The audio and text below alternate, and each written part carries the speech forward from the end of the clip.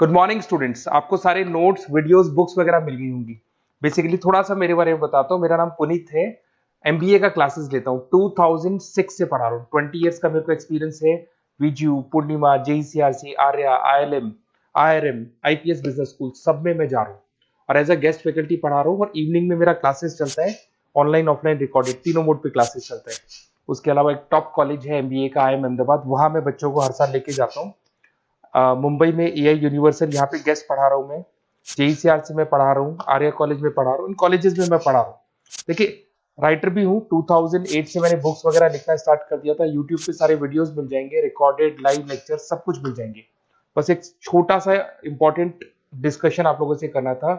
MBA आप कहीं से भी करें, थोड़ा सा मेरे से आप डिस्कस करके अगर आप एमबीए ज्वाइन करते हैं तो आप थोड़ा सेफर मोड में रहेंगे। उसका रीजन बताता हूँ क्यों। क्योंकि मेरे को जो एक्सपीरियंस है ना 20 इयर्स का, एमबीए में प्लेसमेंट होगा कि नहीं होगा, कॉलेजेस कैसे पढ़ाते हैं, क्या उनका प्लेसमेंट स्ट्रक्चर है, क्या इंटरनल एक्सटर्नल इन्फॉर्मेशन है, मेन चीज अंदर क्या चल रहा है उनके। क्योंकि मैं तो रेगुलर कॉलेजेस में जा रहा हूँ तो मेरे को पता है कौन से कॉलेज में क्या चल रहा है। तो आप मेरे से थोड़ा सा एडवाइस लेके अगर आप एडमिशन लेते हैं तो थोड़ा सा सेफर जोन में रहेंगे। बाकी आपके डिस्टेंस के ऑनलाइन के एडमिशन, मणिपाल हो गया, एमएटी हो गया, ज्ञान विहार हो गया, तो यहाँ भी आपको अवेलेबल हो जाएंगे। तो आप अगर एडमिशन लेते हैं तो प्लीज मेरे से कंसल्ट करना। हो सकता है कि मैं आपको एक बेस्ट कॉलेज बता पाऊं और एक सेफर जोन में लेके जा पाऊं। क्योंकि एडमिशन लेने के बाद बच्चों को लगता है कि यार गलत जगह चले गए। Okay, best of luck. मेरा नंबर आपके पास है। साथ के साथ अगर आपको कोई और क्वेरी चाहिए तो मेरे को व्हाट्सअप करें या कॉल कर सकते हैं। Okay, best of luck. नमस्कार। चलिए एक कल्पना करते हैं। दो दोस्त हैं, आरव और मीरा। दोनों ने एक ही दिन अपना अपना बिजनेस शुरू किया। आरव वो हाथ से बने बहुत खूबसूरत डिजाइनर लैंप बेचता है। अच्छा। और मीरा वो एक इंटीरियर डिजाइन कंसल्टेंट है, लोगों को उनके घर सजाने में मदद करती है। ठीक है, तो एक प्रोडक्ट बेच रहा है, दूसरी सर्विस। बिल्कुल। अब कागज पर देखें तो दोनों ही डिजाइन के बिजनेस में है ना। हाँ। लेकिन कुछ ही महीनों में आरव को इन्वेंट्री, शिपिंग, खराब प्रोडक्ट्स की वापसी, इन सब समस्याओं से जूझना पड़ रहा है। जबकि मीरा की सबसे बड़ी चिंता है अपना समय मैनेज करना और क्लाइंट्स के साथ अच्छे रिश्ते बनाना। तो सवाल ये है कि एक ही बाजार में होते हुए भी दोनों की दुनिया में इतना फर्क क्यों है? और यही यही आज की हमारी चर्चा का केंद्र है। ये सिर्फ गुड्स एंड सर्विसेज की किताबी परिभाषाओं के बारे में नहीं है। आज हम आरव और मीरा की कहानी के जरिए यह समझने की कोशिश करेंगे कि इन दोनों के बीच की जो बुनियादी अंतर हैं वो असल बिजनेस की दुनिया में स्ट्रैटेजी बनाने में और यहां तक कि हमारी खरीदारी की आदतों पर कितना कितना गहरा असर डालते हैं। हाँ। और हम ये भी देखेंगे कि आज की डिजिटल दुनिया में जहां सब कुछ एज अ सर्विस मिलता जा रहा है, ये फर्क कैसे धुंधला हो रहा है। बिल्कुल। तो चलिए सबसे पहले और सबसे बुनियादी अंतर से शुरू करते हैं। स्पर्शनीयता या टैंजिबिलिटी। आरव के लैंप भौतिक हैं, उन्हें छुआ जा सकता है, देखा जा सकता है। हाँ। लेकिन मीरा की सलाह का क्या? वो तो एक विचार है, एक अनुभव है। हाँ, और यहीं से सारी जटिलता शुरू होती है। ये जो टैंजिबल और इनटैंजिबल का फर्क है ना, ये सिर्फ छूने तक सीमित नहीं है। ये सीधा मालिकाना हक यानी ओनरशिप के कॉन्सेप्ट से जुड़ जाता है। अच्छा। जब कोई आरव से लैंप खरीदता है तो उस लैंप का पूरा मालिकाना हक ग्राहक को मिल जाता है। ग्राहक उसे अपने घर में लगा सकता है, किसी को तोहफे में दे सकता है या कुछ साल बाद उसे बेच भी सकता है। ओनरशिप पूरी तरह से ट्रांसफर हो जाती है। लेकिन मीरा की सर्विस के साथ ऐसा नहीं है। नहीं। जब कोई क्लाइंट मीरा को हायर करता है तो वो उसके समय, उसकी क्रिएटिविटी, उसके अनुभव के लिए पैसे दे रहा है। वो उस सलाह के मालिक नहीं बनते जिसे वो किसी और को बेच सकें। उन्हें तो सिर्फ उसे इस्तेमाल करने का अधिकार मिलता है। बिल्कुल। ये कुछ वैसा ही है जैसे हम उबर बुक करते हैं। हम एक जगह से दूसरी जगह जाने के अनुभव के लिए पैसे देते हैं, उस कार के मालिक नहीं बन जाते। आपने उबर का बहुत अच्छा उदाहरण दिया। ये हमें एक और गहरे सवाल पर ले जाता है। जब अमेज़न से किंडल पर एक ई बुक खरीदी जाती है तो क्या खरीदने वाला उस किताब का मालिक है? ये तो मैंने सोचा ही नहीं। उसे पढ़ा तो जा सकता है लेकिन किसी दोस्त को दिया नहीं जा सकता या दोबारा बेचा नहीं जा सकता। तो क्या वो एक वस्तु है जिसका एक सीमित अधिकार मिला है या ये एक सेवा है जो कंटेंट पढ़ने का एक्सेस दे रही है? वाह। आज की पूरी डिजिटल अर्थव्यवस्था इन्हीं सवालों पर बनी है। आरव का बिजनेस मॉडल साफ है, एक वस्तु बेचो, पैसे लो। लेकिन मीरा, उबर, अमेज़न किंडल, ये सब एक्सेस बेस्ड मॉडल पर काम कर रहे हैं, ओनरशिप बेस्ड नहीं। मैंने इस तरह से कभी नहीं सोचा था। इसका मतलब तो ये है कि पूरा SaaS यानी software as a service model इसी एक फर्क पर टिका है बिल्कुल। कि आप सॉफ्टवेयर खरीद नहीं रहे, आप उसे इस्तेमाल करने का लाइसेंस ले रहे हैं। और इसी से एक और बात मेरे दिमाग में आ रही है। आरव अपने लैम्प्स पहले फैक्ट्री में बनाता है, फिर उन्हें अपने गोदाम में रखता है और फिर जब ऑर्डर आता है तब बेचता है। मतलब उत्पादन और खपत के बीच एक लंबा गैप है। बिल्कुल। और ये गैप आरएफ के लिए एक बहुत बड़ी चुनौती है, जिसे इन्वेंट्री मैनेजमेंट कहते हैं। उससे अंदाजा लगाना पड़ता है कि कितने लैंप बनाने हैं। अगर ज्यादा बना लिए तो पैसा ब्लॉक हो जाएगा, और अगर कम बनाएं तो ग्राहक खाली हाथ लौट जाएगा। हाँ। जबकि मीरा के बिजनेस में उत्पादन और खपत एक साथ होते हैं। जिस वक्त वो क्लाइंट को सलाह दे रही है, उसी वक्त क्लाइंट उस सलाह को सुन और समझ रहा है। प्रोडक्शन एंड कंजम्पशन ये साइमल्टेनियस हैं। तो इसका मतलब है कि मीरा को इन्वेंट्री की कोई चिंता नहीं है। नहीं। लेकिन उसे अपने समय की चिंता है। अगर उसका दोपहर 2 से 4 बजे तक का स्लॉट खाली चला गया तो वो उस समय को स्टोर करके बाद में इस्तेमाल नहीं कर सकती। सही बात। वो समय और उससे होने वाली कमाई हमेशा के लिए खत्म हो गई। आपने बिल्कुल सही नस पकड़ी है। सेवाओं की यही प्रकृति उन्हें नाशवान या पेरिशेबल बनाती है। अच्छा, पेरिशेबल। और यही नाशवान प्रकृति सेवाओं की दुनिया में प्राइसिंग को इतना जटिल और डायनामिक बनाती है। एयरलाइन कंपनियां इसीलिए तो आखिरी मिनट में टिकट सस्ते या महंगे करती हैं, क्योंकि उनके लिए उड़ान से ठीक पहले एक खाली सीट की वैल्यू शून्य हो जाती है। हाँ, ये तो है। होटल के कमरे, मूवी टिकट, डॉक्टर का अपॉइंटमेंट, ये सब इसी सिद्धांत पर काम करते हैं। ये एक ऐसा दबाव है जो आरफ जो लैंप बनाता है वो कभी उस तरह महसूस नहीं करेगा।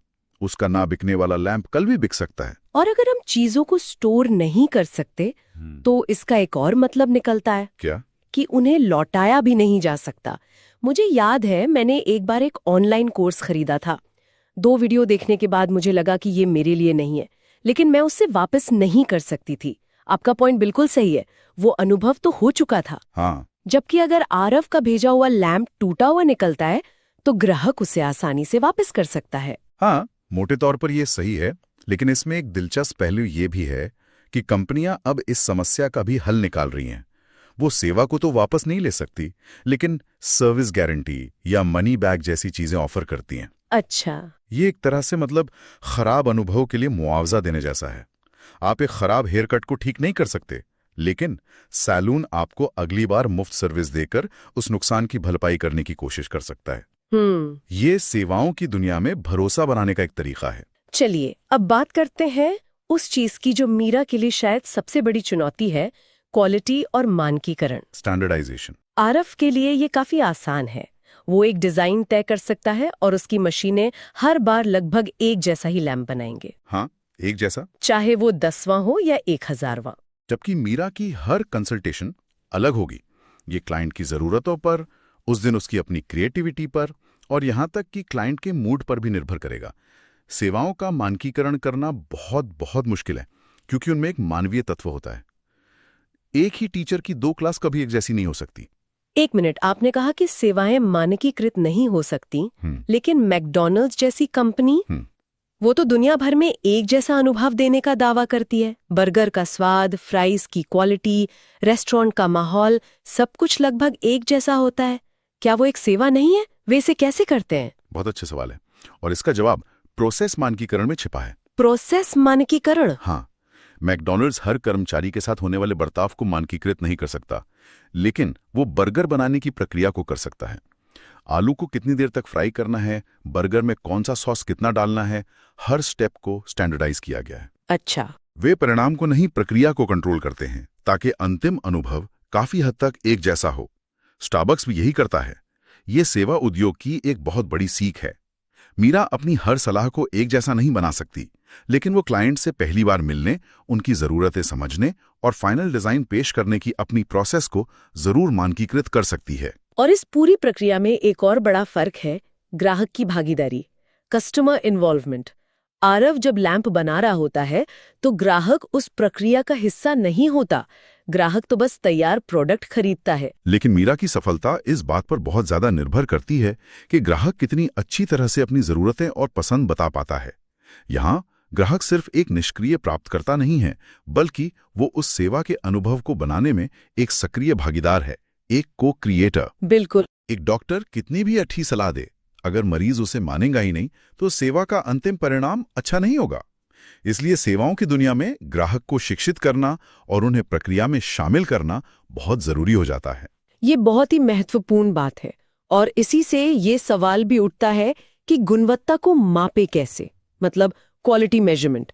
मैं आरएफ के लैंप की क्वालिटी उसके मटेरियल, फिनिशिंग और डिजाइन को देखकर खरीदने से पहले ही जान सकती हूँ। मैं दो अलग-अलग लैंप्स की तुलना कर सकती हूँ। लेकिन आप मीरा की सर्विस की क्वालिटी का मूल्यांकन कैसे करेंगे, वो भी उसे खरीदने से पहले? ये लगभग असंभव है। आप उसके पिछले काम का पोर्टफोलियो देख सकती हैं, दूसरे ग्राहकों की समीक्षाएं पढ़ सकती हैं, लेकिन वास्तविक अनुभव तो आपको सेवा लेने के बाद ही मिलेगा। इसीलिए सेवाओं के मामले में निर्णय अक्सर भरोसे, प्रतिष्ठा और वर्ड ऑफ माउथ पर आधारित होता है, न कि ठोस मापने योग्य मैट्रिक्स पर। आप एक सर्जन की क्वालिटी को उसकी सफलता दर से माप सकते हैं, लेकिन ये जानकारी भी आपको ऑपरेशन के बाद ही पता चलेगी, पहले नहीं। ये अनिश्चितता सेवाओं का एक अभिन्न अंग है। अब आते हैं अंतिम दो अंतरों पर, जो आर्थिक प्रवाह से जुड़े हैं। पहला है हस्तांतरणीयता या ट्रांसफरेबिलिटी। अगर मेरे पास आरव का बनाया एक पुराना लैंप है और मुझे उसकी जरूरत नहीं है, तो मैं उसे किसी और को बेच सकती हूँ। मतलब वस्तु का मालिकाना हक और उसका कब्जा एक व्यक्ति से दूसरे व्यक्ति को ट्रांसफर किया जा सकता है। लेकिन सेवाओं के साथ ऐसा नहीं हो सकता। नहीं। अगर मीरा ने आपका घर बहुत खूबसूरती से डिजाइन किया है, तो आप उस अनुभव को किसी और को बेच नहीं सकते। वो अनुभव आपका व्यक्तिगत है और आपसे जुड़ा हुआ है। और यही एक वजह है कि सेवाओं के बिजनेस को स्केल करना ज्यादा मुश्किल होता है। आरव तो हजारों लैंप बनाकर दुनिया भर में बेच सकता है, लेकिन मीरा वो एक दिन में सीमित घंटे ही काम कर सकती है।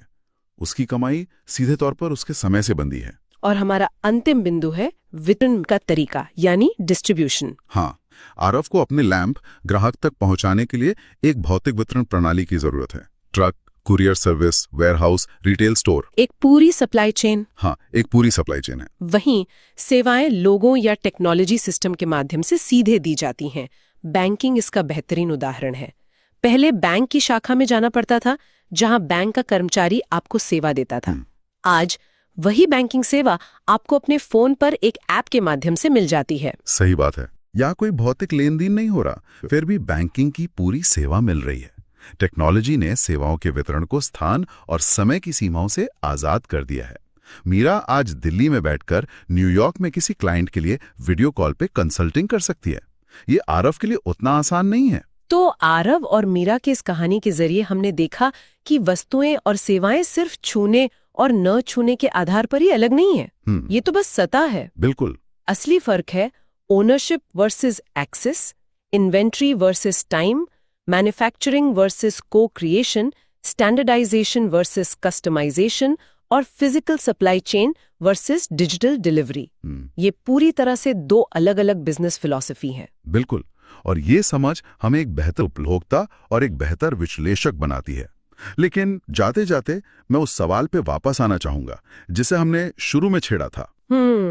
आज की दुनिया में जहां नेटफ्लिक्स आपको फिल्में बेच नहीं रहा बल्कि कंटेंट देखने की सर्विस दे रहा है, जहां माइक्रोसॉफ्ट आपको ऑफिस का सॉफ्टवेयर बेच नहीं रहा बल्कि उसे इस्तेमाल करने का सब्सक्रिप्शन दे रहा है, यह साफ है कि दुनिया प्रोडक्ट ओनरशिप मॉडल से सर्विस एक्सेस मॉडल की तरफ बढ़ रही है।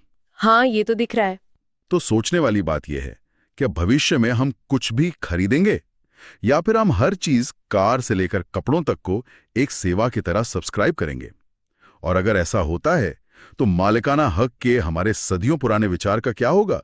इस पर सोचा जा सकता है।